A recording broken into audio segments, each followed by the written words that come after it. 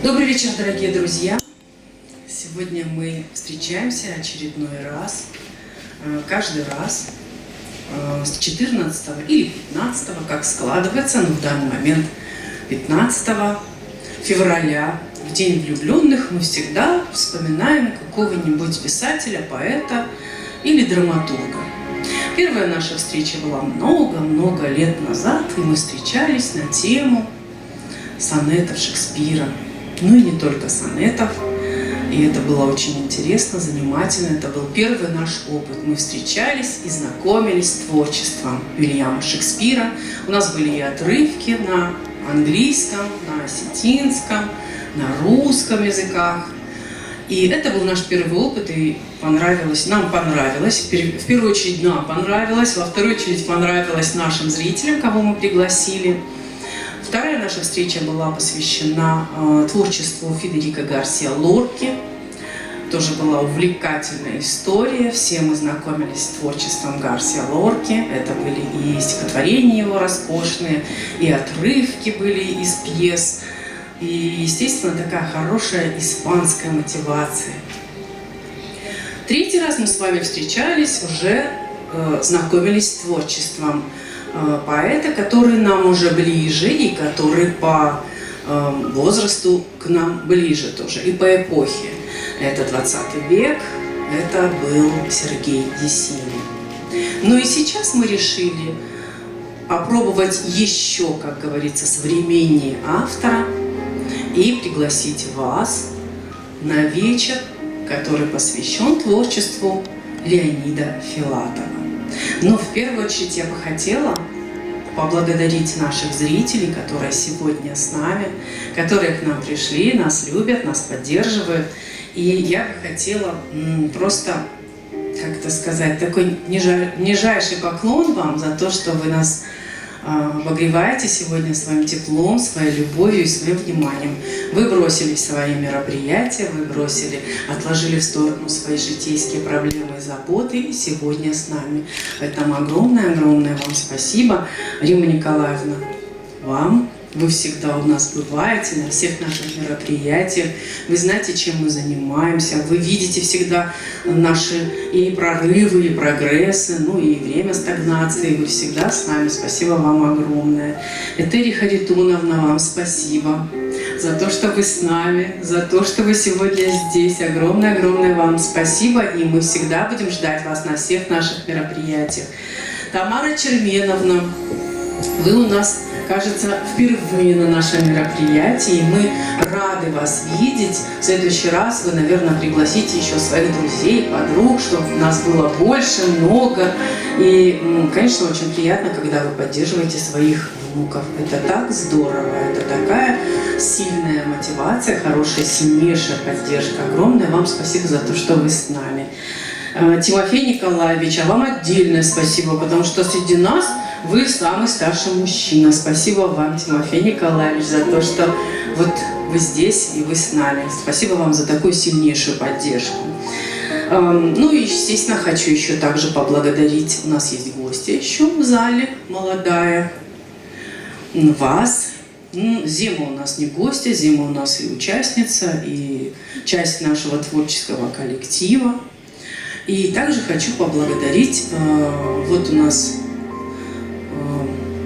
Виктория, за сегодня, как говорится, за прямым эфиром.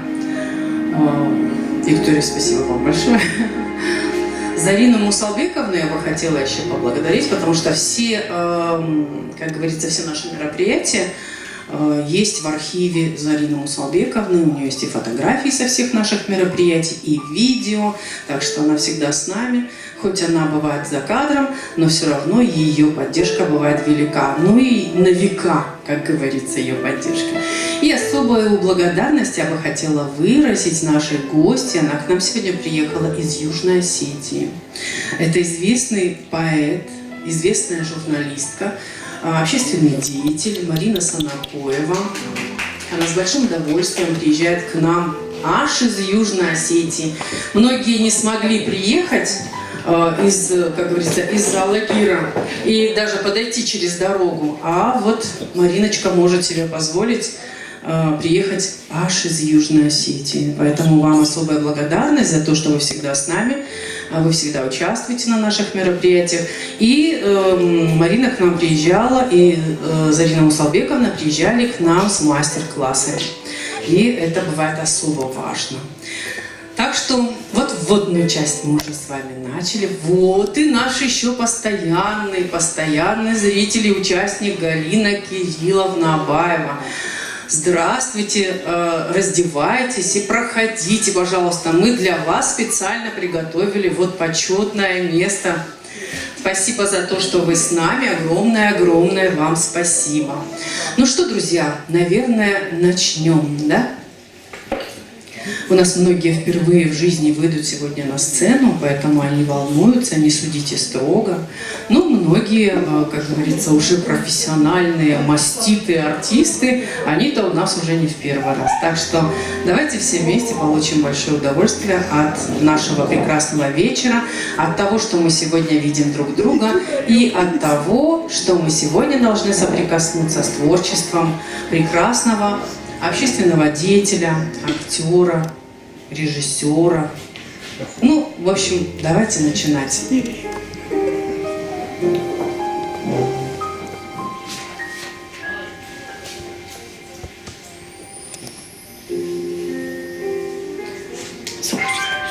Актер, звук убери, кинорежиссер, драматург, сценарист, поэт, публицист, телеведущий Леонид Филатов. Он родился 24 декабря 1946 года. Это его прекрасная, роскошная семья.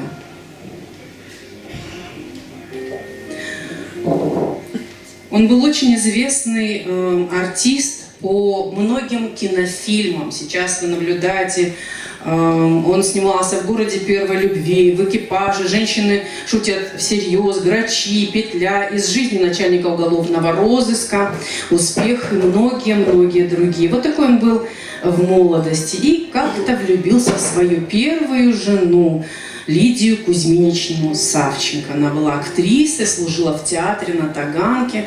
Любовь была очень красивой, долгой и очень интересной. Леонид всегда ухаживал очень красиво. Он писал стихи, он всегда дарил цветы и был очень-очень внимательным человеком. Очень часто они с театром выезжали вот так на большие, как говорится, большой отдых. И вместе с театром два актера вот так, как говорится, отдыхали. А это его вторая супруга, он всю жизнь ее любил. 20 лет он с ней встречался и никак не мог предложить ей выйти за него замуж, потому что она была актрисой и женой Золотухина, нашего известного Евгения Валерия Золотухина.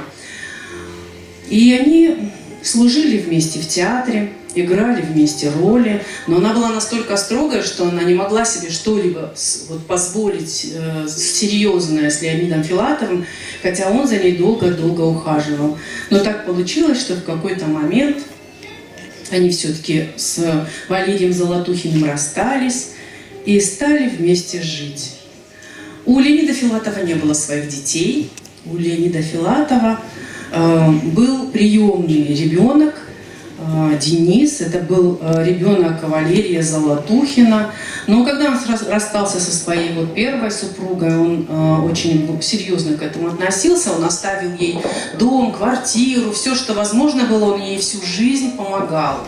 И также он помогал своему новому сыну Денису. Он его воспитывал как своего ребенка, уделял ему большое внимание и пытался направить его в его жизни. Денис в конечном итоге стал священником.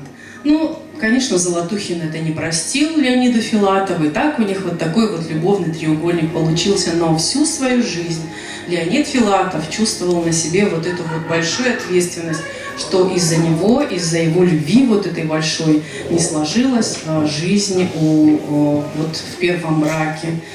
и всегда пытался угодить своему другу Валерию Золотухину. Но Валерий Золотухин был непреклонен. Вот это у них такая красивая фотография, любовный треугольник. Это Денис, сын Валерия Золотухина. Вот такая у него большая семья сложилась, 4 детей, вот его супруга. И они были очень, у них были очень теплые связи. Леонид Филатов как за своим ребенком ухаживал за ним. Но так получилось, что Леонид Филатов приболел. У него было очень много таких заболеваний, которые не давали возможности ему долго жить. У него была замена почек, одной почки. Он был 2 года на диализе, на гемодиализе. И тем не менее он занимался творчеством. Это его памятник. Тем не менее он всегда занимался творчеством. А творчеством он занимался, конечно, с большим удовольствием. Он писал стихи, он писал пьесы. Он был, мне кажется, выдающимся человеком, выдающимся актером, потому что то, что сделал Леонид Филатов за свои 50 с лишним лет, не каждый актер может себе позволить, и не каждый актер может сделать.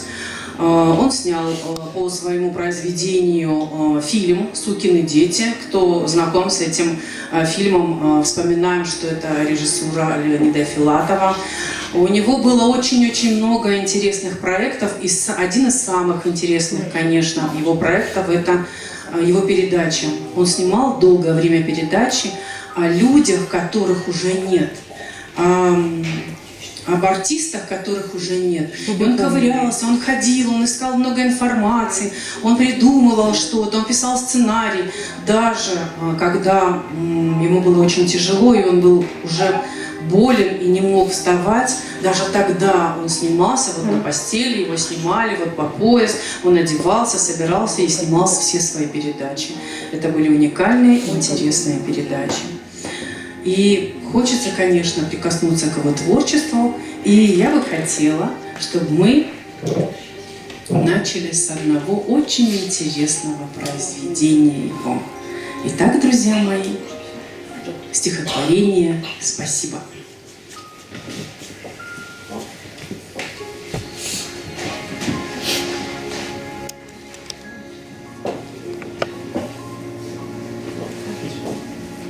В наш трудный, но все-таки праведный век, отмеченный потом и кровью, не хлебом единым ты жив, человек и любовью.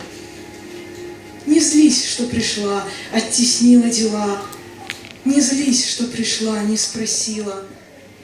Скажи ей спасибо за то, что пришла, скажи ей за это спасибо. Когда удается одерживать верх тебе над бедой любою, не волей единой ты жив, человек и любовью. Не хнычь, что была, мол, строптива и зла, не хнычь, что была, мол, спесива. Скажи ей спасибо за то, что была, скажи ей за это спасибо.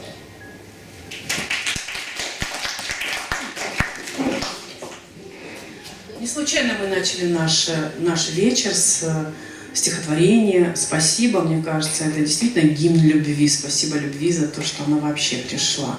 В его жизни была действительно большая, потрясающая любовь, которая всегда давала ему возможность для нового вдоха, давала ему возможность жить дальше, даже несмотря на трудные обстоятельства и, конечно, сложное время и, естественно, здоровье. И так, друзья мои, но у него в жизни еще была особенная черта. Он умел дружить. Сейчас, в наше время, многие люди даже не понимают, что такое дружба.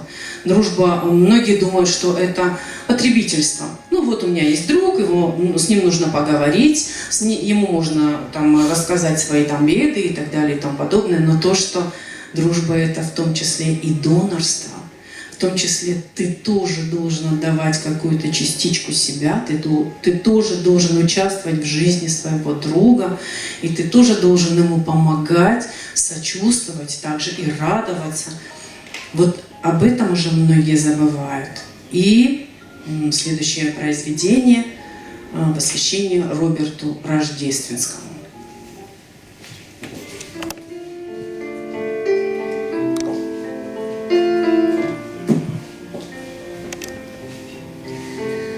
Может, это прозвучит резко, а может, это прозвучит дерзко.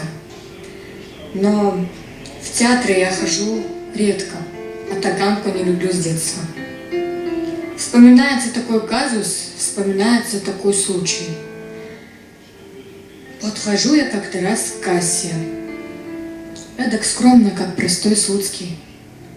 Говорю, преодолев робость, а народу еще кругом пропасть. Мол, поскольку это я, Роберт, так нельзя ли получить пропуск? А кассир у них точь-в-точь робот. Смотрит так, что прям дрожь сводит. Ну и что ж, что с того, что ты, Роберт? У нас полно таких ходит. Вот же, думаю себе, дурня. А в толпе уже глухой ропот. Да сейчас любой олень в тундре объяснит вам, кто такой Роберт. В мире нет еще такой стройки, в мире нет еще такой плавки, чтобы я не посвятил строчки, чтобы я не удивил главки. Можно Лермонтова знать плохо, можно Фета пролистать вкратце, можно вовсе не читать Блока, но всему же есть предел, братцы. Но меня, чтобы я не стал драться, проводили до дверей группой. Я таганку не люблю, братцы. Нехороший там народ, грубый. Спасибо большое. Что касается таганки, наверняка вы знаете и помните эти удивительные истории, которые происходили вот в советское время, что таганка была прогрессивным театром, и очень много новшеств, много вопросов, открытых вопросов задавали артисты, которые могли себе позволить вести за собой народ.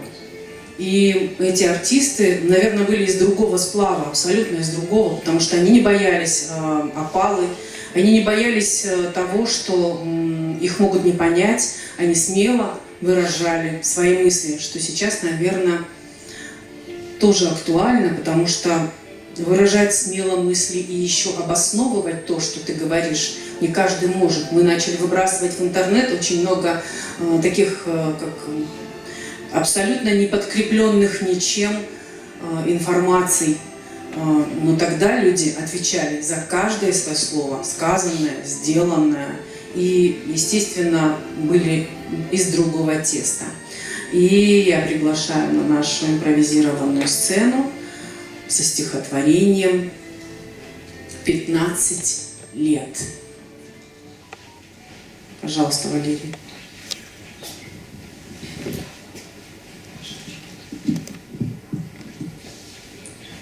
В 15 лет, продутый на ветру газетных и товарищеских мнений, я думал, окажись, что я не гений, я в тот же миг от ужаса умру.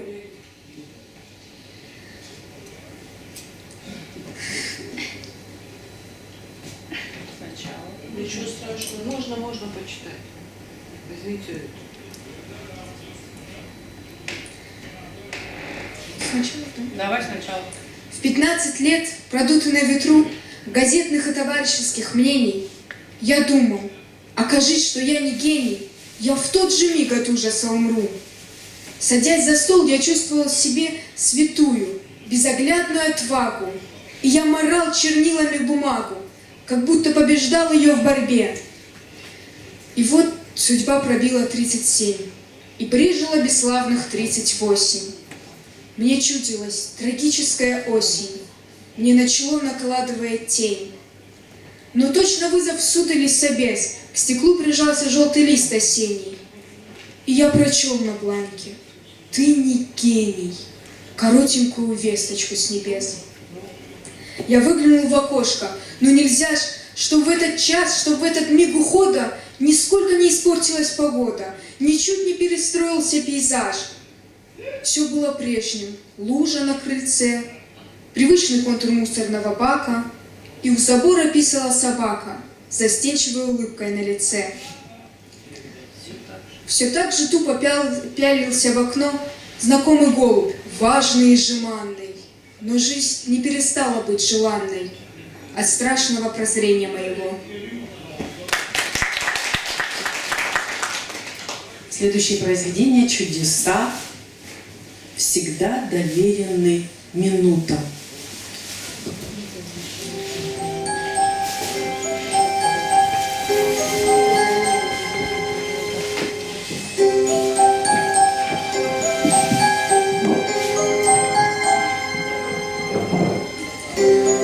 Чудеса всегда доверены минутам.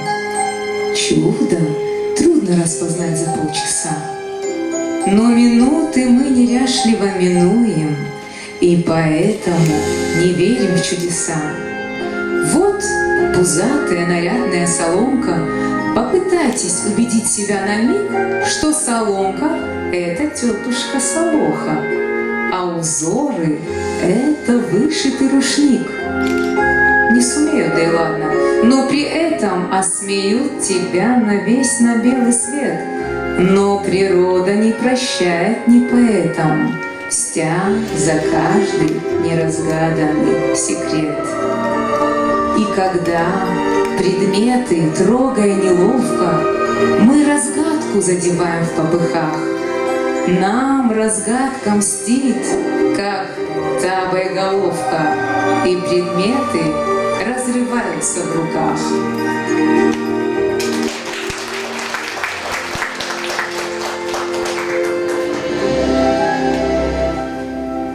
Со времени учебы Филатов занимался литературным творчеством, писал стихи, пародии на известных советских поэтов. Всего им было написано 3 пародийных цикла. Вариации на тему сказки Корнея Чуковского «Муха, цикатуха», пародии на Булату Акуджаву, Бориса Слуцкого, Юлия Левитанского, вариации на тему мультфильма «Ну, погоди», пародии на Беллу Ахмадуллину, Давида Самойлова, Юлию Друнину, Андрея Вознесенского. И цикл пародий «Таганка-75», посвященных театру на Таганке. Пародии на Евгения Евтушенко, Расула Гамзатова, Роберта Рождественского, еще раз Беллу Ахмадуллину, Андрея Вознесенского и Сергея Михалкова. Некоторые из своих пародий Леонид Филатов читал с эстрады голосами пародируемых поэтов, что, мне кажется, было уникально, потому что когда мы читаем пародии, мы просто их читаем как можем. А тут человек читал пародию, еще читал голосом того актера, о котором была написана пародия.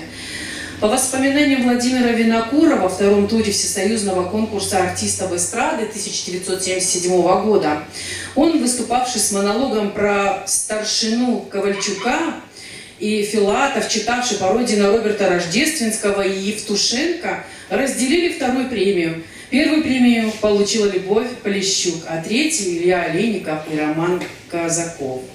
Вот такая удивительная история из его жизни. И я приглашаю со стихотворением «В урочный час», назначенный для бдения, нашу любимую Зариночку.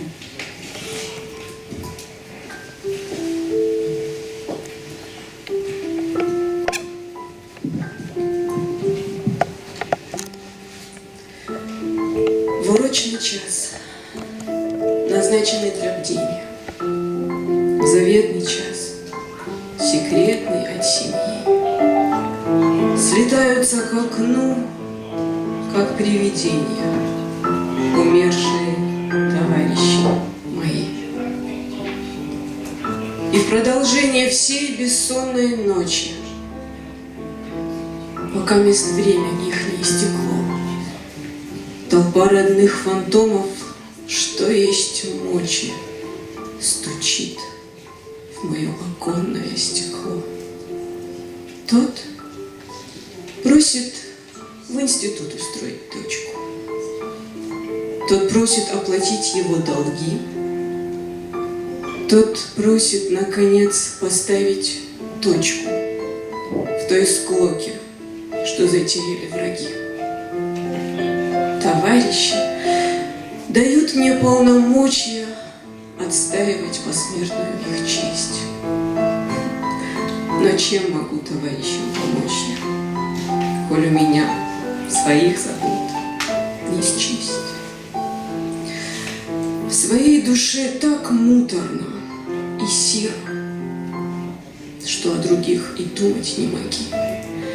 Мне своего бы выписывать сына, и мне свои бы выплатить долги. Гляжу на них, домашних вяловатые, расслабленные уютом и вином. Уже и тем пред ними виноваты, что нахожусь сейчас не за окном. И тупо размышляю, гладя кошку, вот завтра грянусь осень, не дыша. К чему тогда надежному окошку захочет прилететь моя душа?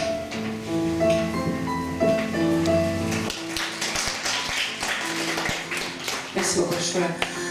Но Леонид Филатов всегда отличался остротой языка. У него всегда были произведения такие социальные, интересные, где высмеивались пороки, современные пороки того времени, но в принципе они современные всегда, те же пороки и сейчас абсолютно те же, как говорится.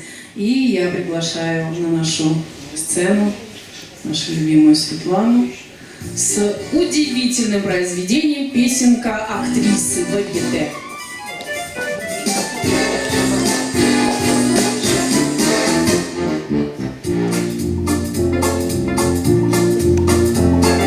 Все вы знаете, что греки поклонялись красоте, но красотки в ихнем веке были не на высоте.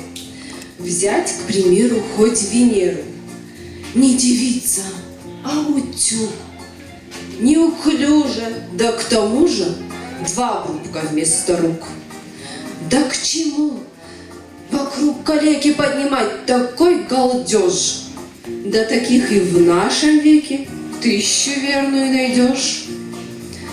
Чем мы нынешние хуже? Пусть не славимся в веках, но при муже, и к тому же при руках и при ногах. Допусти меня в музей постоять хоть 5 минут. Поглядев широтозей, сутки кряду не уснут. Я бы встала в центре зала, всем богиням не чита. Я бы грекам показала, что такое красота.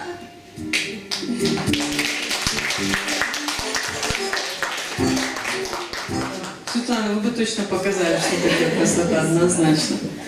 Ну и продолжаем нашу программу, и я приглашаю со стихотворением Дантес на нашу прекрасную сцену.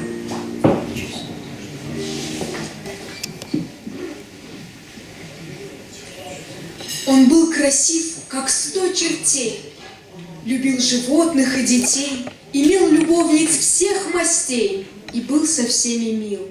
Да полно, так ли уж права жестокая молва, швырнув ему в ответ слова: он Пушкина убил. Он навсегда покинул свет, и табаком засыпал след, и даже плащ сменил на плед, чтоб мир о нем забыл. Но где бы он ни был тут и там, при нем стихал ребячий гам, и дети спрашивали мам: он Пушкина убил? Как говорится, все течет, любая память есть почет. И потому на кой нам черт гадать, каким он был? Да нам плевать, каким он был, какую музыку любил, какого сорта кофе пил. Он Пушкина убил.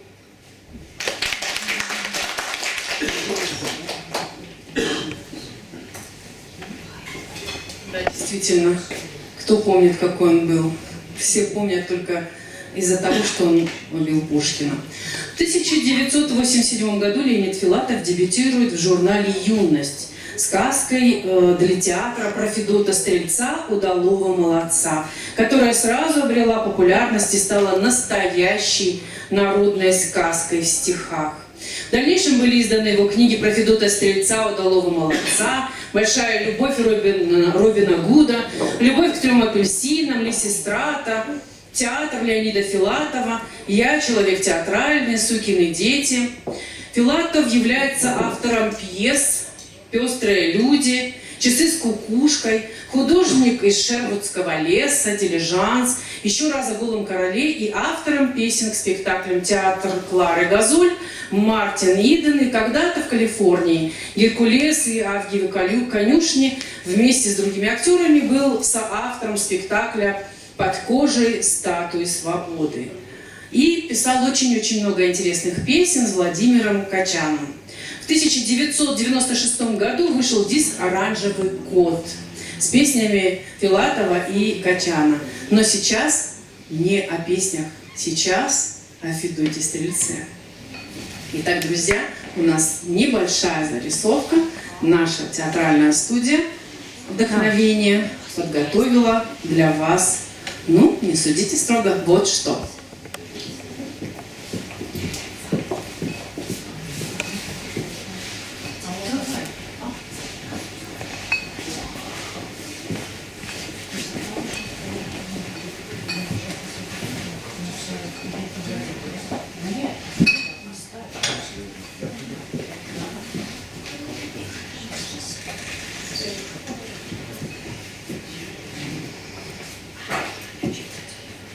Верьте, а не верьте, а жил на белом свете Федот Стрелец, удалой молодец. Был Федот ни красавец, ни урод, ни румян, ни бледен, ни богат, ни беден, ни в паше, ни в парче, а так, вообще. Служба у Федота рыбалка да охота. Царю дичь-то рыба, Федоту, во, спасибо. А гостей во дворце, как семян в огурце. Один из Швеции, другой из Греции, третий из Гавайи, и всем жрать подавай. Одному омара, другому кальмара, третьему сардин, а добытчик один. Как-то раз дают ему приказ чуть свет поутру явиться ко двору.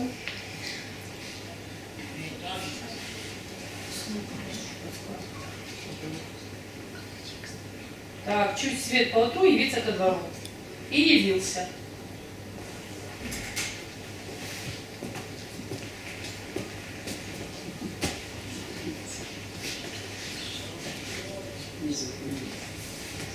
К нам на утренний рассоль прибыл английский посол. А у нас в дому закуски, полгорбушки да масоль. Снаряжайся, братец, в путь, да съесть снова нам добудь.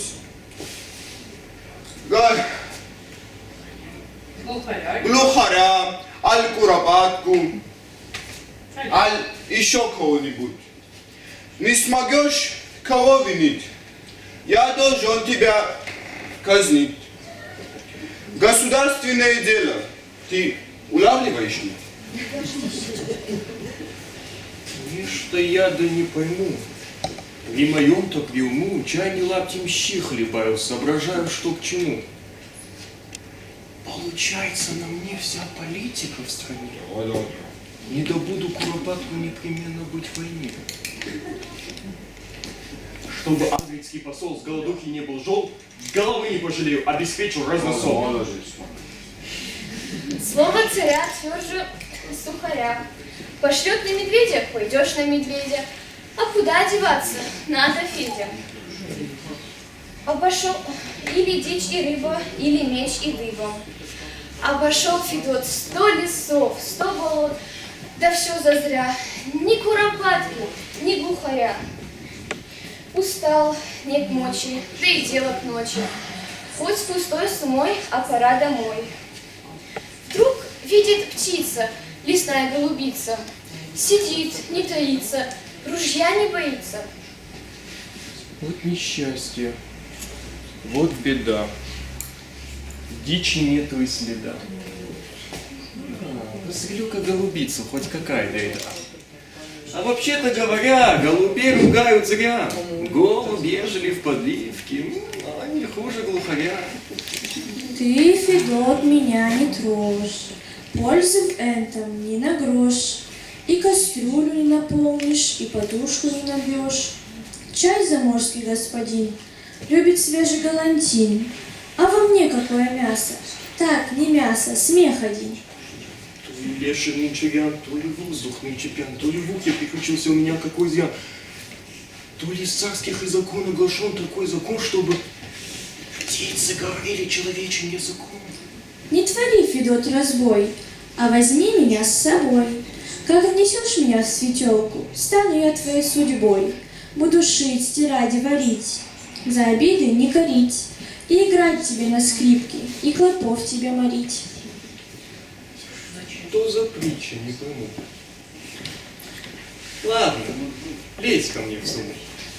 Там на месте разберемся, кто куда и что к чему. Принес Федот горлинку к себе, значит, в горенку. Сидит невесело, головушку повесил. И если кручины серьезные причины, не сладилась охота у нашего Федота. А царь шутить не любит, раз башку отрубит. Сидит Федот, печалится, с белым светом прощается. Вдруг вспомнил птицу, лесную голубицу. Глядь, а средь горлинки, вместо той горлинки стоит красная девица, стройная, как девица. Здравствуй, Федя. Ты да я, мы теперь одна семья. Я жена твоя, Маруся. Я супружница твоя. На тебя, моя душа, век глядел бы не дыша. Только стать твоим супругом мне не светит ни шуша. Был я, но не чуть заря, на приеме у царя. Ну и дал мне царь задание, то есть, значит, глухаря. Хоть на дичь не сезон, спорить с властью не резон. Ладно, думаю, добуду, чай глухаря не бизон. Проходил я целый день, а удачи хоть бы тень. И теперь мне, мил дружку, нет до плясок на лужку. Завтра царь за это дело мне оттяпает башку. Вот такой я ни к чему, ни на службе, ни в дому, потому как весь мой смысл исключительно в уму. Не кручинься и не хнычь. Будет стол и будет дичь. Ну-ка, встаньте предо мною, Тит Кузьмич и Флор Фомич. Коли поняли приказ, выполняйте сей же час. Не извольте сумлеваться, чая оно не в первый раз. А царь с послом. А царь с послом уже сидят за столом. Рядом ты глянь-ка, царевна да нянька. И все ждут от Феди обещанной снеди. Какая ж беседа без сытного обеда?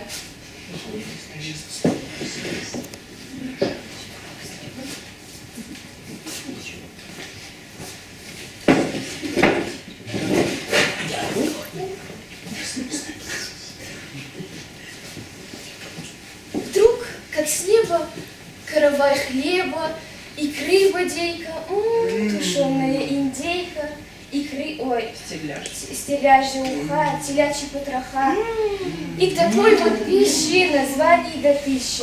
При этой снеди как-нибудь беседе. Вызывает интерес ваш технический прогресс. Как у вас там сеют брюкву? С кожурою али без? Yes. Вызывает интерес и такой еще разрез. Как у вас там ходят бабы? В панталонах али без? Yes. Постеснялся хоть послаб, аль совсем башкой ослаб.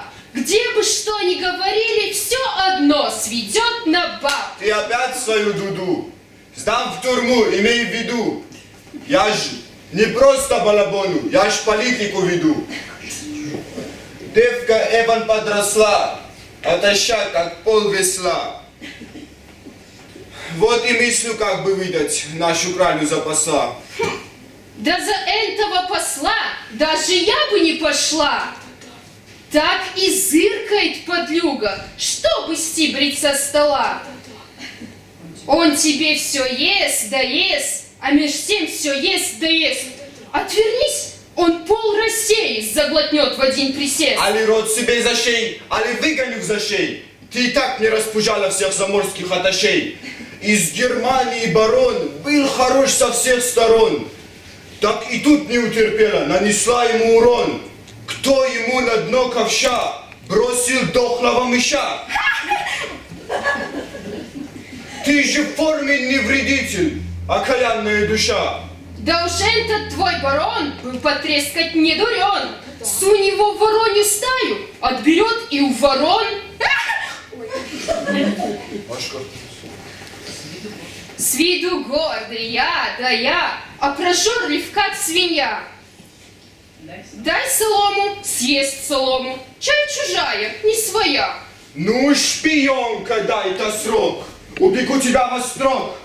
Так-то я мужик не злобный, но с вредителями строг. Вот ответь мне, слов не трать. Где царевне мужа брать? Чай сама, дуринда, видишь. Женихов ей не рать. Коли ты в России власть, так и вправь России всласть. А в судьбу мою не суйся, и в любовь мою не влазь. В доме этих аташе по 100 штук на этаже. Мне он ты хоть и кулону, аж не дышится уже. Коль любовь и вправду зла, так полюбишь и посла. Заодно им не поправишь торговые дела. Сколь бы ты не супил бровь, повторяю вновь и вновь, индивид имеет право на свободную любовь. Может, дело наконец и дошло бы до колец, кабы вдруг меня сосватал твой Федотушка Стрелец. Ты, дуреха, замолчи! Тесту место у печи! А ну марш себя в светлицу и сольфеджио учи! А проклятого стрельца, наглеца и подлеца ты плетьми да батагами в раз отвадь-ка от дворца. Был у царя генерал, он сведения собирал, спрячет рожу в бороду и шастит по городу. Вынюхивает собака, думающих инако, подслушивает разговорчики. А вдруг в стране заговорщики? Где чего услышит, то в книжечку запишет, а всем в аккурат к царю на доклад. Так дай без всяких правд. Почему на сердце правда? Я желаю знать подробно, что к чему, чего и как. Был я тати у стрельца, у Федота удальца. Как узрел его супругу, так и брякнулся с крыльца. Третий день ей не вру, саблю в руки не беру. И мечтательность такая, что того гляди помрут. Обошел меня стрелец, а ведь знал, что я вдовец. А ну, живо эту кралю не доставить во дворец. Умыкнуть ее не трудно. Помпея постановка. Как прознают, что затея, в порошок тебя сотрут. Дерзкий нынче стал народ, ходи пальцем в рот. Мы не жалуем Федот, а народ наоборот. Ты у нас такой дурак по субботам, али как? Нет, вторник. Нечто я должен министру объяснять такой пустяк. Чтоб народ, чтоб худого про царя не болтал народ зазря, действуй строго по закону, то бишь действуй втихаря.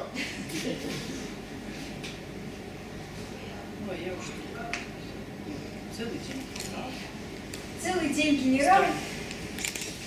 день генерал ум в кулак собирал, все кумекал в поте лица, как избавиться от стрельца. Вспомнил на досуге о старой подруге, бабе Яге костяной ноге. Схожу как к ней, она поумней. А та средь дубравы собирает травы, варит всяческие отравы. Как увидела генерала, все гербарии растеряла, соскучилась в глуши, без родственной души.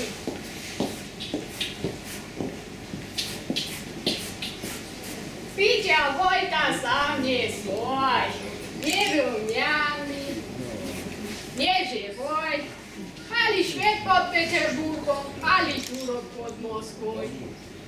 Все щущи новой куры, избудрися до поры. Чай не химия какая, чай природные дары. Полно, бабка, я не хвор. Отойдем-ка за бугор.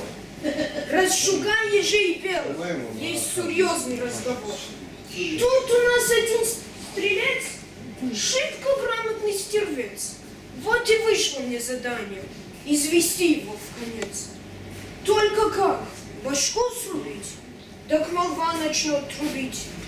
Не поможешь ли советом, как хитрее его сгубить? Есть идея. Пойдем-ка.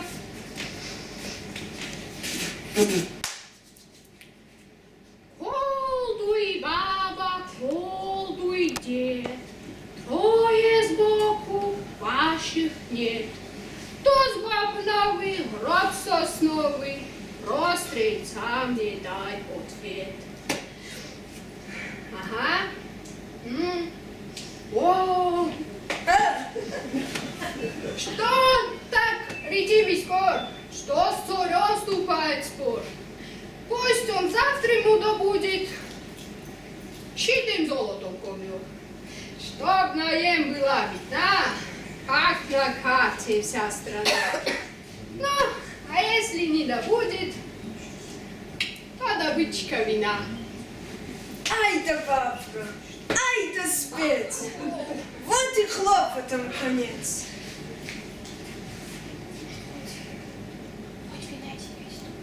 Хоть вина тебя и ступы, да министром во дворец. Но они с немцем не лады, далеко ли до беды. Я с тобою, я готовый, хоть в разведку, хоть куды. За добро плачу добром, хочешь куницей, хочешь бобром, а не хочешь, могу монетой, златом али серебром. Полно голов не греши, бери свои гроши. Я ведь это не для денег, я ведь это для души. Будет новая беда, я веком спеши сюда. Чай, и мы в лесу не звери, чай накормим завсегда. Филатов, он всегда заходит современным нашим, современной молодежи, потому что практически в своем веке, в прошлом, он писал, как будто вот сейчас пишет. И такие же слова, и также все описано с сарказмом и с интересом. Но хотелось бы сейчас один небольшой отрывок, очень красивая передача, где Леонид Филатов сам читает Федота Стрельца. И на это мероприятие всегда собиралась вся Россия. Это было действительно очень интересно. С 23-й минуты, пожалуйста, сделайте нам за звуком. Маруся хлопает в ладоши. Появляются два дюжих молодца. Маруся. Коли поняли приказ, выполняйте сей же час. Молодцы, не извольте сумлеваться, чай оно не в первый раз. Наутро Федот у царевых ворот пришел на прием, и олень прием. У царя от гнева заколола слева. Раздавил бы гниду, но не кажет виду. Сидеть, зевать, злобу скрывает. Федот, чай заждался? Добрый день. Глянь в окно, когда не лень. Ты заказывала Ленина, так вот тебе олень. И заметь, рога наем, так и пыхать огнем. От него без всякой лампы по ночам светло, как днем. Царь, тех оленей ты не ври. Нет ни в Туле, ни в Твери. Что в Твери? В самом Багдаде их от силы штуки 3. А теперь прикинь, солдат, где Москва, а где Багдад. Али ты смотался за ночь до Багдаду и назад? Федот, ну даешь, ядрёна вошь. Ты олень-то меня. А вчера смотрел душу, вынь оленя да положь. Коли ты и так богат, я верну его в Багдад. Кто там ноничий у власти, тот-то парень будет рад. Царь, ты мне, Федька, ем-то брось, аль с башкою будешь врозь. Я твои намеки вижу исключительно насквозь. Ну да ладно, за престиж ради черта не простишь. На тебе пятак на водку и катись, куды хотишь. Вызывай, царь, генерала, аж прямо из-под одеяла. Генерал в панике ищет подштанники, понимает, зовут не на пряники. Царь на троне сидит, на весь мир сердит, черный от злости, как ворон на погости. Царь, сколь не бился ты, милок, не попал, Федот, в селок. Об тебе уже составлен официальный некролог. Только надобно решить, как верней тебе решить. Оглаушить канделябра, аль подушкой задушить. Генерал, оплошал я, государь. Вот те сабля лично вдарь. Только больше тем Федотом мне мозги не скипидарь. Что дурак, не обессудь. У меня иная суть. Мне куда-нибудь в атаку, аль на штурм, куда-нибудь. Царь, ты с мечом-то боевой, только вот чего усвой. Побеждать Федота надо не мечом, а головой. Ну а будешь так же скор, как ты был до тех пор, я тебе, коровья морда, сам пристрою под топор. Наш дурак снова ум напряг. А и было того ума невеликие закрома. Думал, думал, ничего не надумал. Свистнул псов ораву и к яге в Дубраву. Увидала та генерала, сиганула аж до Урала. Но опомнилась и вернулась. Как бы хуже не обернулась. Баба-Яга, ты чего это не в себе? Он и прыщик на губе. Ой, растратишь ты здоровье в политической борьбе. Спробуй заячий помет. Он ядреный, он проймет. И куды целебнее меду, хаш по вкусу, и не мед. Он на вкус хаша и крут. Не с его бывает, мрут, но какие выживают, те до старости живут. Генерал, ты мне, бабка, не крути. Ты изысковой пути, ты придумай, как Федота до могилы довести. Сколь не билась ты, яга, а не вышла нифига. Только ты не притворяйся, будто на ухо туга. Ты башку себя продуй, да потщательней колдуй. Наш Федот, как оказалось, не такой уж обалдуй. Баба-Яга, вообще-то я хитра, в смысле подлости нутра. Но чего это мне сегодня не колдуется с утра? Все и колит, и болит, и в груди огнем палит. Я давно подозреваю у себя энцефалит. Ой, чего это худо мне? Слышь, как хрумкает в спине. Словом, раз такое дело, я вообще на белютне. Генерал, захворала? Не беда. Съешь лягушку из пруда. Нет надежней медицины, чем природная среда. И морочить мне мозги, даже думать не моги. Лучше всю свою подлючесть на работу напряги. А полезешь на рожон, выну саблю из ножон. Ты, хаша, мне и подруга, но порядок быть должен. Баба-Яга. Колдуй, баба, колдуй, дед, трою сбоку ваших нет. Туз бубновый, гроб сосновый, про стрельца мне дай ответ. Ай, пусть Федот проявить прыть, пусть сумеет вам добыть то, чего на белом свете вообще не может быть. Ну, Федот, теперь держись. Дело верное, кажись. Вот уж ентого задания ты не выполнишь ни в жизнь. Зовет царь стрельца, удалого молодца. Опять поручение государственного значения. Да когда же кончится ента мучение? А меж тем сказки далеко до развязки. Царь, исхитрись ко мне добыть то, чего не может быть. Запиши себе название, чтобы в спешке не забыть. А не выполнишь к утру, порошок тебе сотру. Потому как твой характер мне давно не по нутру. Так что нечего губы дуть, а давай скорее в путь. Государственные дела. Ты ухватываешь суть. Пришел Федот домой, жутче смерти самой. Кинулась Маня, а он ноль внимания. Будешь в печали, коли смерть за плечами. Маруся, Ну-ка, с душу мне излей. Отчего ты черта злей? Аль в салате по-милански не хватает трюфелей? Федот, я твое, Марусь, меню исключительно ценю. Только жизнь мою, Маруся, загубили на корню. Что мне делать, как мне быть, как беду мою избыть? Приказал мне царь доставить то, чего не может быть. Маруся, не печалься и не хнычь, стоит только кинуть клич. Ну-ка, станьте предо мною, Тит Кузьмич и Фрол Фомич. Появляются два дюжих молодца. Коли поняли приказ, выполняйте сей же час. Молодцы. Извиняемся, хозяйка, это дело не про нас. А бы схемку, а чертеж.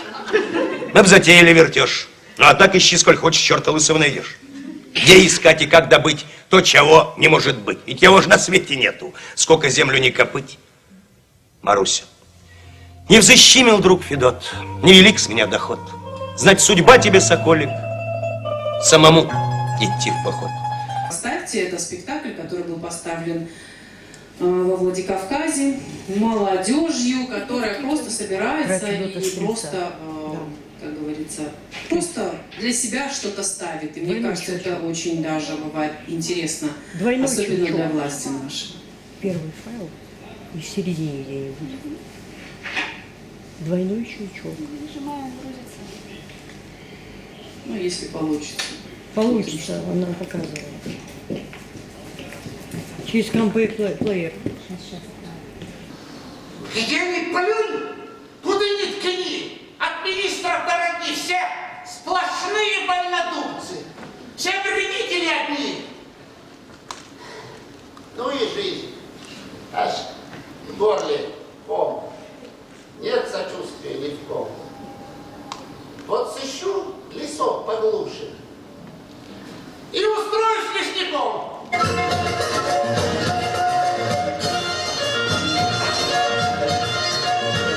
Вот прошел, другой идет, воротился домой Федот.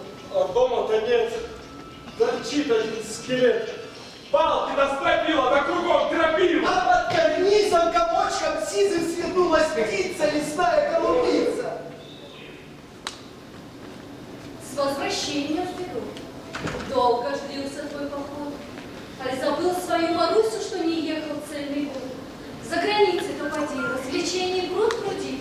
Приглядел, небось, подружку, да пригрелся на груди. Повидал я белый свет, Жозефин и Генриетта.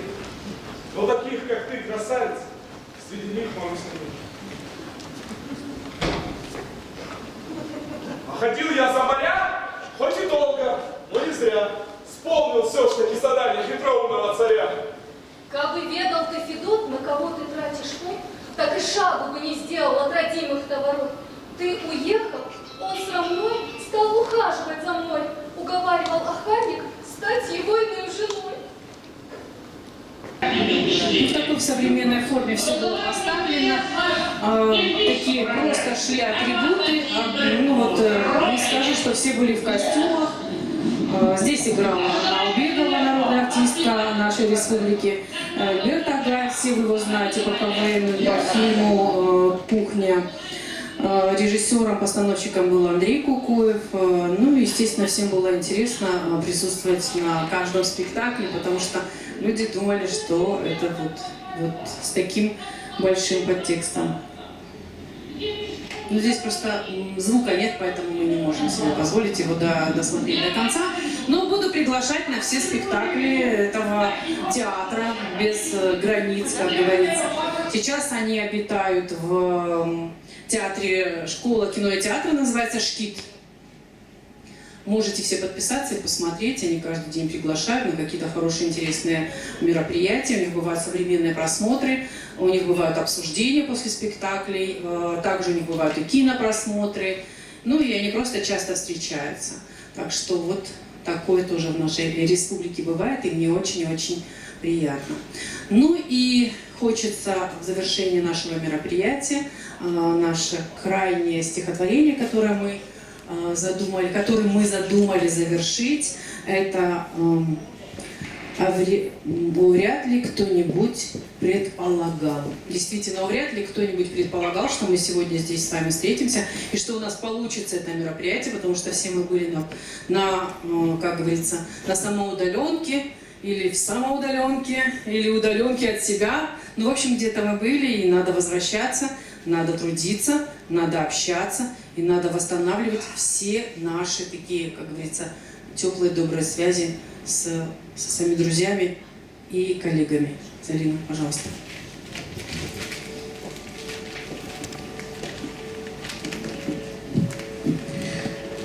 О, вряд ли кто-нибудь предполагал, что я, бродя в окрестностях Таганки, однажды с праздным видом чужестранки рискну войти в тот сирый балаган. Надменно и заносчиво шурша программкой предстоящего миракля, я села. Все затихло и обмякла моя высокомерная душа. Как заново рожденная на свет, я шла к дверям.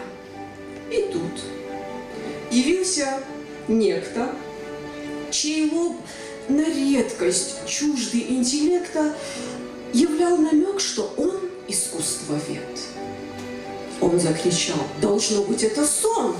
Когда бы мы с ним столкнулись лбами не здесь, а в раздевалке Энской бани, он, верно, был бы меньше потрясен. Он продолжал: «В Москве полным-полно, и даже свыше нужного, пожалуй, иных театров. Есть большой и малый, есть МХАТ, качели, шашки, домино». Я улыбнулась. «Вам не по плечу представить жизнь вне покера и дерби. А мне, мой друг, за собственные деньги угодно видеть все, что я хочу». Он пригрозил: от взрослых до детей любой поклонник данного театра закончит жизнь в приемной психиатра, страдая от навязчивых идей. Я рассмеялась. Уж скорее вы находка для канатчиковой дачи. А впрочем, я желаю вам удачи, которой вы не стоите, увы. Я шла домой, и бедное чело точила мысль, похожая на рану. Сойти с ума, примчаться на Таганку, пробиться в зал, где шумно и светло, среди тьмы кулис, ликуя и скорбя, узреть простых чудес очарования, прийти в восторг, прийти в негодование, прийти домой и там прийти в себя.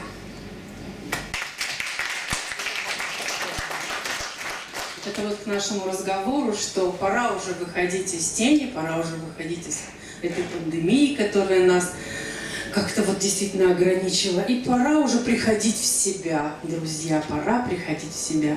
Я так безмерно нашим старшим благодарна за то, что вы сегодня с нами. Спасибо вам огромное, мы всегда вас ждем. И когда вот на начало нашего мероприятия вас не было, у нас как будто вот часть семьи как будто не пришла еще. Спасибо вам за то, что вы всегда с нами. И я бы хотела передать вам по праву старших микрофон. Мы подводим итог, подводим черту. Вот и с Филатовым мы познакомились в том числе. Ну, спасибо огромное. Наверное, нет, ты сама скажешь. Вы знаете, вот живя в этом маленьком городе, для меня, работающий в этой системе уже 50 лет, не отходя от кассы, вот такие встречи, как глоток воздуха. И в советское время мы как-то проводили, вот есть молодежь, которая что-то помнит еще. Ну вот, а сейчас все дальше и дальше и не проводится. И только вот эти две сестры, которым тоже как воздух необходима вот такая творческая встреча, всегда устраивает нам вот такой праздник души. Спасибо огромное, Фатима Савельевна, Людмила Савельевна. Низкий поклон вам до земли, что вы даете нам столько позитива и знаний, кстати. Многие, наверное, нас, ну вот Филатов, я еще про себя шла и думала, в Осетии, да, я понимаю, Филатов, да, величина, да, Москва. Но, оказывается, это нужно. Это нужно обязательно. И еще раз огромное вам спасибо. Вот что вам пожелать? Счастливого блеска в глазах, которое отражается от нашего счастливого блеска в глазах. Ну и роскошного исполнения желаний. Вы со мной согласны? Да. Спасибо. Мира. Как-то нет. Такая эгоистка перед заданием. Я ее просила сказать от имени старшей. А мы вам не простили, если бы вы ни слова не сказали. От себя только. Вау, я подписываюсь, Гала, под каждым твоим словом. Филатов был героем нашего времени, Гала. Я сейчас ей рассказывала, моя младшая сестра была прямо влюблена в него. И его портрет висел у нас на стене. И вот племянница подходила, она очень любила сестру мою, подходила и двумя кулаками била его в лицо. Мне не надо. Я вам очень благодарна. Вчера, когда ты мне написала, я зашла в интернет, стала читать его стихи, отрывки смотреть и получила такое наслаждение. И представляла себе, что же там будет. Спасибо, у вас все очень прекрасно получилось. Мы получили огромное удовольствие. Ждем следующих приглашений. Спасибо. Спасибо. Ну, у нас, так как вчера был День влюбленных, у нас есть еще такие небольшие подарки. Это на памяти, чтобы вы носили и всегда вспоминали наши мероприятия и понимали, что вы часть нашей семьи. Это вам, а это вам. Это броши на память. Итак, я перехожу и передаю микрофон нашей гости, которая в первый раз у нас была на нашем мероприятии. В общем, молодцы. Я очень рада, что вы вот занимаете наших детей, учите их чему-то, что они к чему-то стремятся, и стихи читают, и это наше время было. Они его не знают, а мы его хорошо знали. И спасибо вам большое за то, что вы приобщаете наших детей к великому искусству. Спасибо. Спасибо большое за такие теплые, красивые слова. Но у нас сегодня для всех есть вот такие вот подарочки. И даже с таким каким-то большим смыслом. Сейчас будет интересно мне, кому это все попадется. Я буду вот так просто раздавать. И мне будет интересно, кто что получает. Раз, два, три, четыре. Вот так я иду. И вот так, пятый.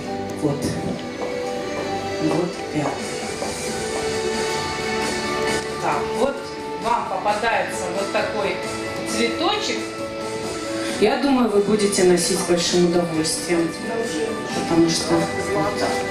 И я передаю микрофон нашим, как говорится, соседям, с которыми всю жизнь мы прожили.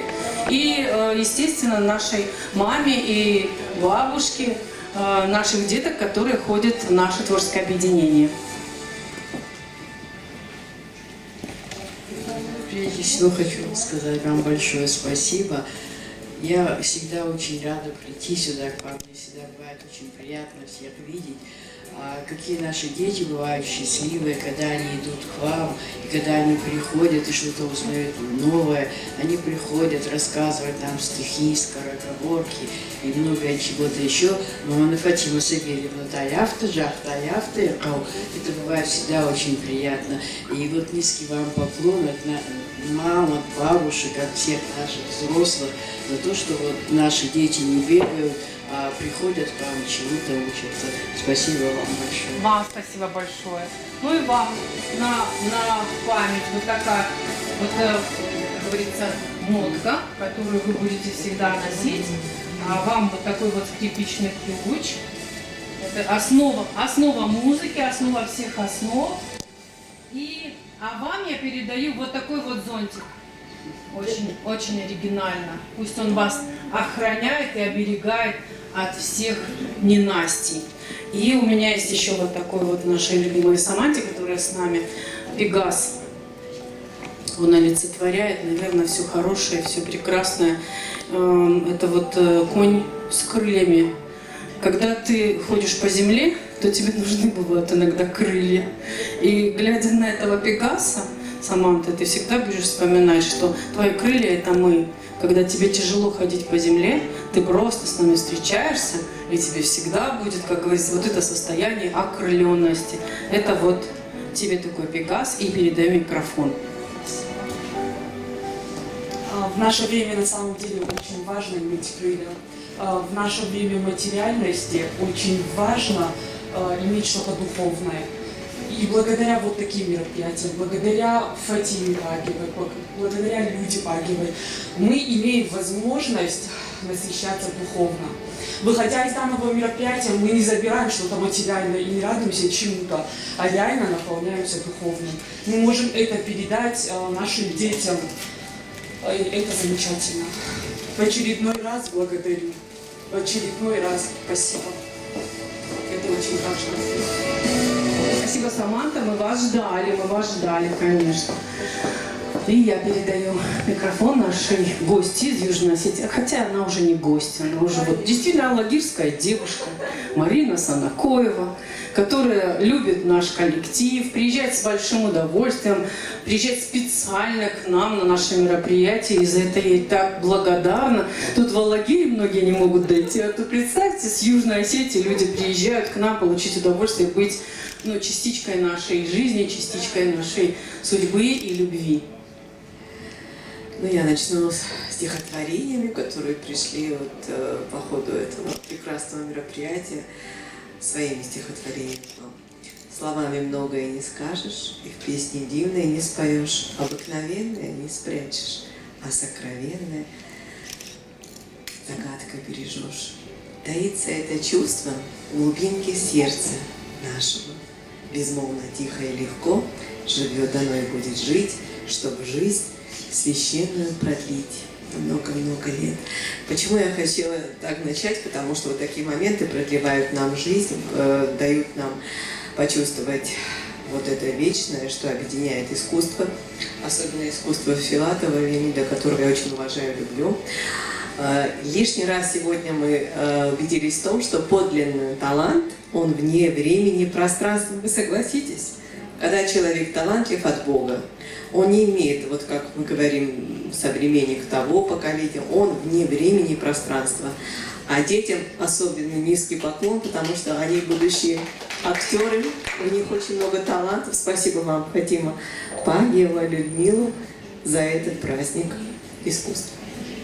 Слово. Спасибо. Спасибо, Мариночка.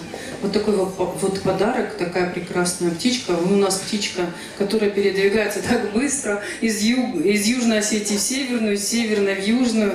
И вот эта птичка будет олицетворять для вас наши все мероприятия. И я передаю еще микрофон нашей подружке Земе. Сегодня девочка, дочь ее выступала, красавица. Она читала про Роберта Рождественского. И мне очень приятно, что мы вот обогащаемся и помогаем друг другу дальше жить в это трудное время.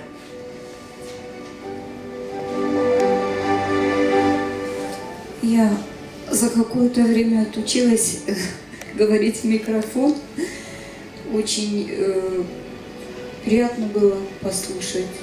Я не так близко, не знакома была с Филатовым.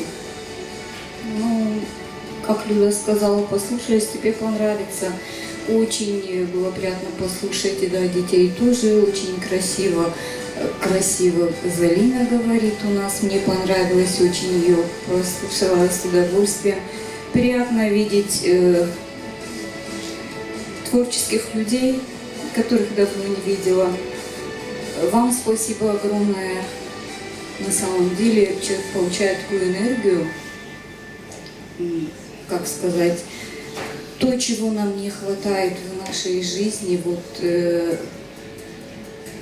расслабляющее что-то, вот жизненное. Ну, не знаю, как сказать, я не умею говорить красиво, но мне понравилось очень, да, тронуло. Спасибо вам, девочки. Ну, вот такой вот подарок от нас, так как ты человек творческий и музыкант в первую очередь.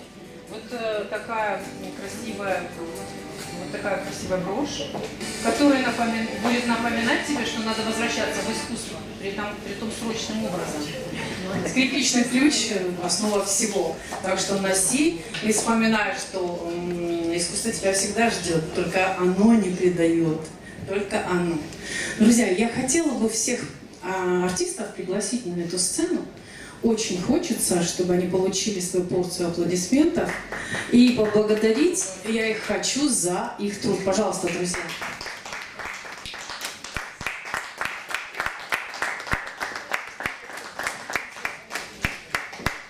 Вот все эти аплодисменты, сюда, поближе. Да, и Давид, и... Ну, это вот группа, половина из них. Они практически, вот, например, Давид, это моя первая группа, которая пришла. Давид, это вот как мой талисман. Он сейчас у нас, как это сказать, уже не в школе учится, он уже учится в городе и в серьезном заведении, да. И мне бывает очень приятно, когда он приезжает из города и все равно приходит к нам, потому что это мой первый ребенок, который первый пришел в старшую группу, уже взрослым парнем и до сих пор ходит, и мне, конечно, приятно. Девочки, которые подключились вот в прошлом году, мне тоже очень приятно, что они прям вот, ну, вот в доску свои. Также первая группа Арина, вот моя первая группа, тоже это вот прям мои первые девочки, которые пришли, Лера, Арина. Заматик у нас молодой, уже пробует серьезные роли, серьезные. Но он справился. Со вчера на сегодня мы с ним прямо один раз провели репетицию. Он какой красавчик, как он выучил все. И такой артистичный, умничка. Молодцы, молодцы. Ну, Залина — это часть семьи, потому что это вот прям с первого нашего мероприятия. Я без нее, если она не будет соглашаться, я ничего проводить не буду. Вот категорически.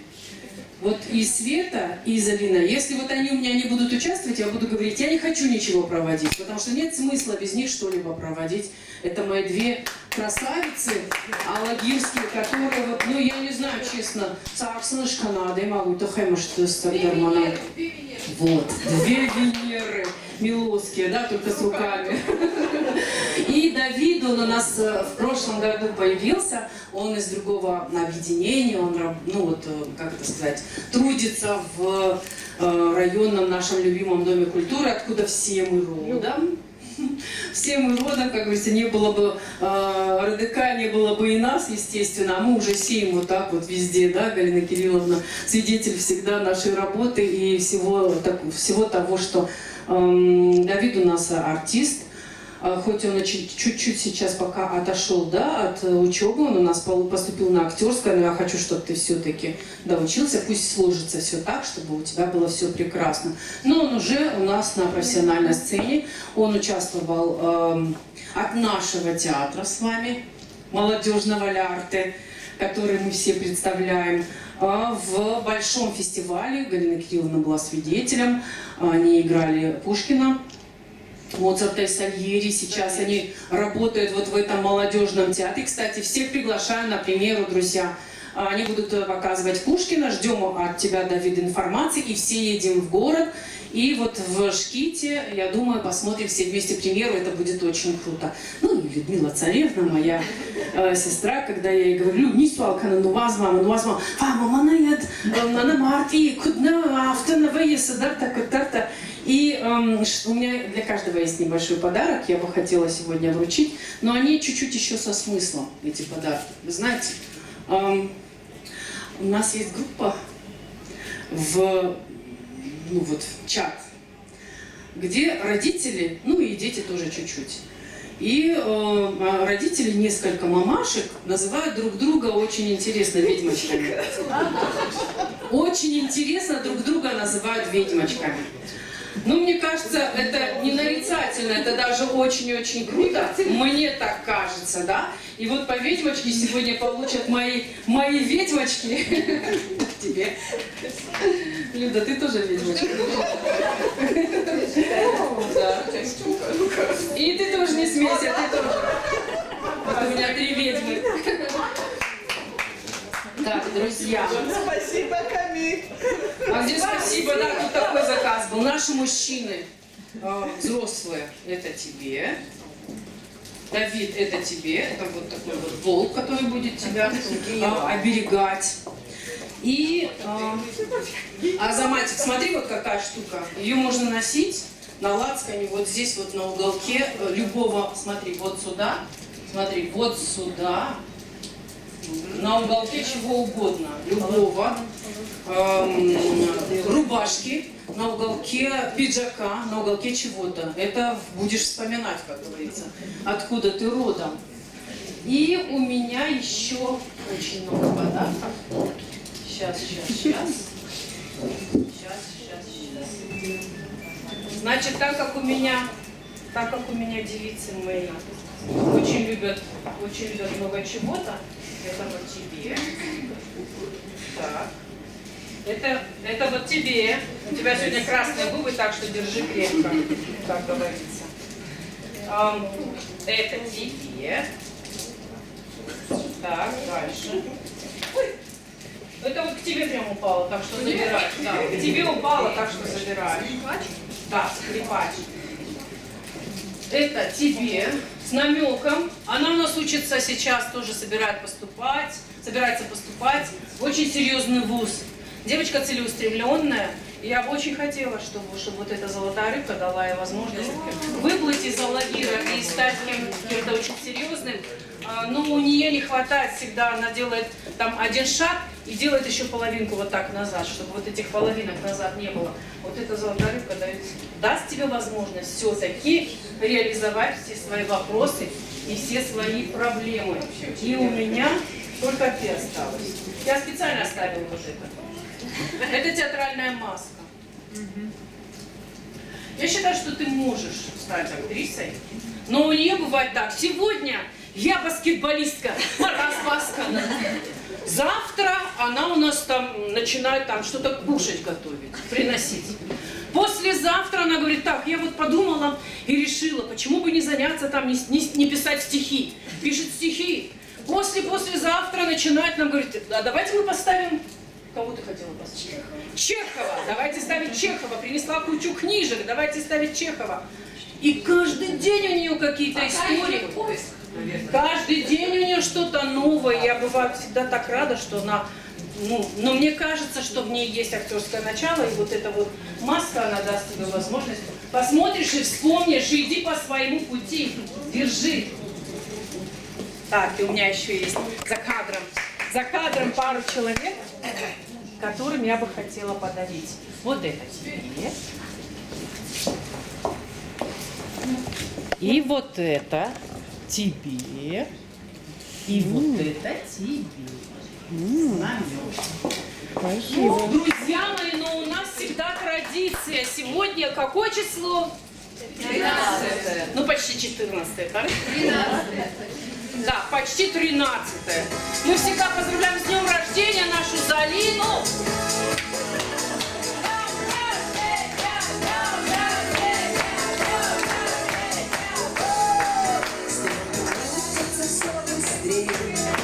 Остались звезды на атмосфере. Лес сорвался с календаря, но не стоит грустить зря. Не зря день рождения. С днем рождения, Залина Арсуевна, здоровья, счастья, исполнения.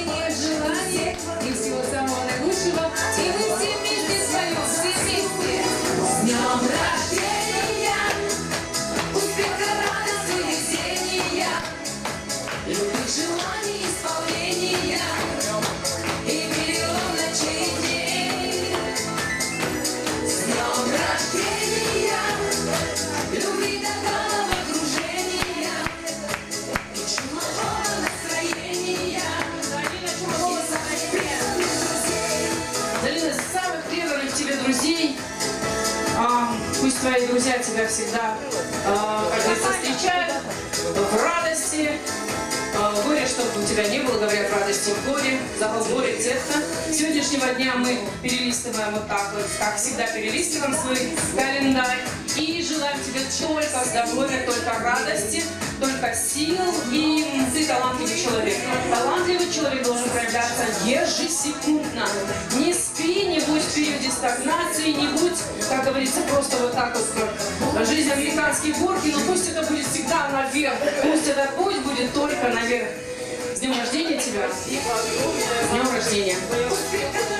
Вот так она настроена. Никогда не забывайте об этом дне, хотя сегодня уже и не 13, это все равно не очень. Почти 13. Спасибо всем, друзья, спасибо нашим зрителям, любимым, спасибо нашим старшим, без которых, как говорится, мероприятие бы никогда не состоялось однозначно. Спасибо всем, кто был сегодня за кулисами. Огромное спасибо нашим операторам, огромное вам спасибо, Саманта, наши любимые бабушки, огромное спасибо. Мы рады вас всегда видеть. Приходите, приходите, друзья. Приветы в Южную Осетию. Мы, кстати, будем договариваться. Следующая наша встреча 7 апреля мы договорились. 7 апреля мы готовимся, серьезно готовимся. У нас будут открытия. И мы будем встречаться за чашкой чая. Да, здесь за чашкой чая 7 апреля. Дай Бог, чтобы все было прекрасно. Еще раз всех кого-то с премьерой. Да, сделаем общую фотографию. Мы всегда это делаем. Абсолютно всегда. Поэтому пойдемте на общую фотографию. Поставим несколько стульев вот сюда вперед.